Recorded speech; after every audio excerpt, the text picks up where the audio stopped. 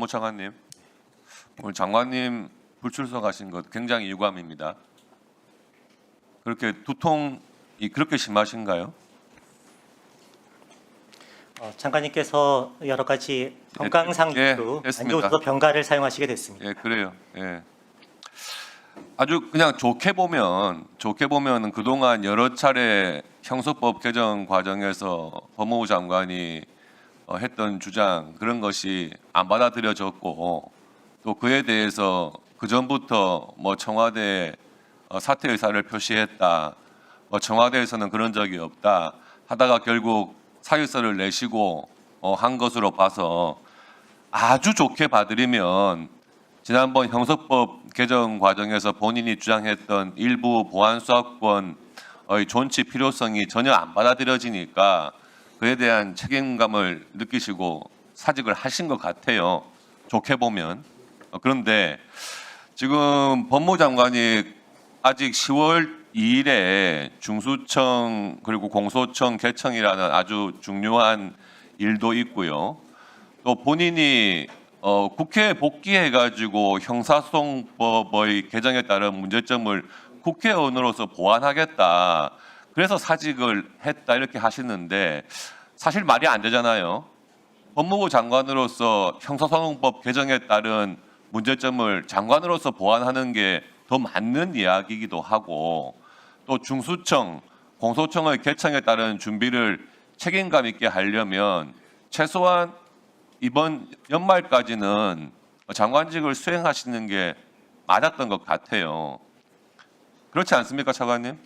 그 부분은 장관님의 판단이어서 제가 뭐라고 그런데 어렵습니다. 왜 법무부 장관이 그렇게 굳이 빨리 지금 사직을 하고 싶어 하냐 이에 대해서 다른 이야기들이 있어요. 민주당 전당대회 이후에 새로운 민주당 당 지도부가 정해지고 이제는 그 당 지도부에서 할 임무는 명백해진 거죠. 이재명 대통령에 대한 공소 취소 이것을 이제 밀어붙여야 된단 말이에요. 그런데 공소 취소를 하려면 검사한테 공소 취소하라고 지휘를 할 사람이 있어야 될 거 아닙니까? 근데 법무부 장관이 구체적인 사건에 대해서 검찰총장에게 지휘는 가능하잖아요. 그렇죠? 네, 구체적 사건에 대해서 검찰총장에게 가능합니다. 공소청이 발족되더라도 이제 구체적인 사건에 대해서 수사를 어떻게 하라고 지휘할 수는 없겠지만 공소 유지에 관한 구체적인 지휘는 아직도 할 수가 있죠. 그러면 결국에는 이재명 대통령이 지금 재판 중지되어 있는 그 사건들에 대해서 공소 취소를 누군가가 총대 메고 지휘를 해야 되는 겁니다.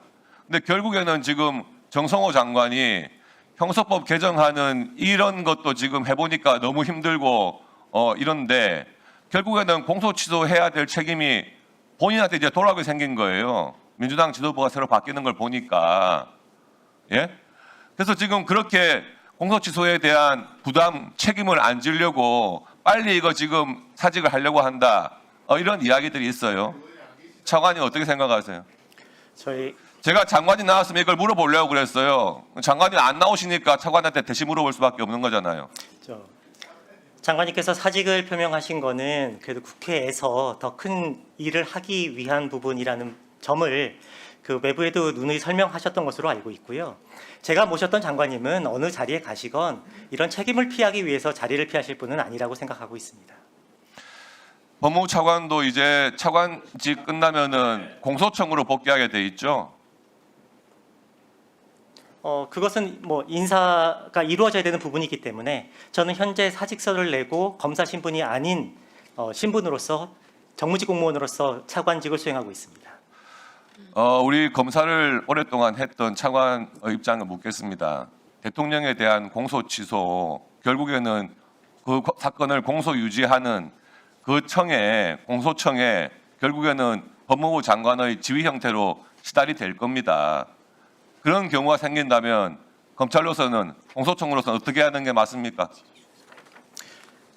의원님 그 부분은 가정적 상황을 전제로 해서 지금 질의하신 것에 대해서 제가 옳다 그러다 어떻게 될 것이다 말씀드리는 것은 알겠습니다. 그런데 지난번에 우리가 그런 가정적 사건이 안 생기면 좋아요. 안 생기면 좋은데 지난번 형소법 개정 과정을 한번 보죠. 그러면은 사실 그때 쟁점은 검사의 보안 수사권을 남기는 것이 맞느냐 이에 대한 쟁점이 아주 컸어요. 그리고 범죄 피해자분들의 요구도 컸었고 이런 것이 한창 쟁점일 때 여당에서 주도로 한 이 형소법 개정안에 뭘 끼워 넣기 했습니까? 공소 기각 사유를 대폭 확대하는 그런 조항을 슬쩍 끼워 넣었어요. 전혀 쟁점이 안 된 거였어요. 그런데 형소법 안에다가 그것을 넣어가지고 같이 통과를 시킨 겁니다. 그런데 당시에 그 지금 개정된 조항에 대해 가지고 민주당에서 그 법안을 발의하신 의원님들은 이렇게 이야기를 했어요. 대법원이 확립한 법률에 반영했을 뿐이다. 이렇게 이야기를 했었는데 법무차관이 그에 대해서 이의를 제기했어요. 그렇게 그렇습니다. 하려면은 또 조항을 면밀하게 만들어야 된다. 이렇게 하니까 그 다음에 말이 바뀌어가지고 꼭 판례대로 법을 만들어야 되는 것은 아니다. 민주당에서 이렇게 또 이야기를 해요. 근데 그에 대해서 당시 법원 행정처 차장이 상당한 우려를 제기했습니다. 판례를 구체화하는 정도에 그쳐야지 공소기각 사유를 너무 확대하면은 하는 취지로 이야기를 했단 말이에요.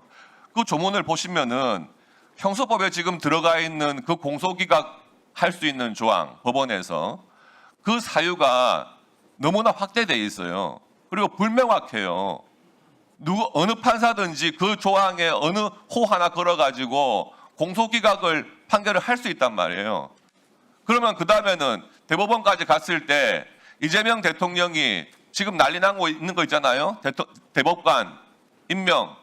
이재명 대통령이 임명한 그 대법관들이 줄줄이 그 공소기각은 합당하다. 이렇게 할 거 아닙니까?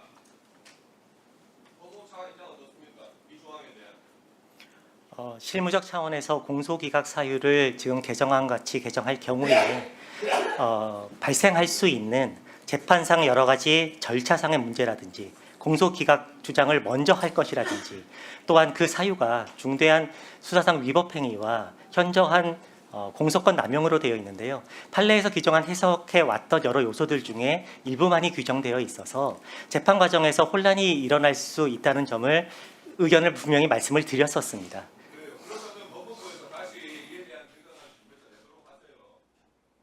앞으로 실무상 진행되는 과정들을 잘 점검해 보도록 하겠습니다. 예,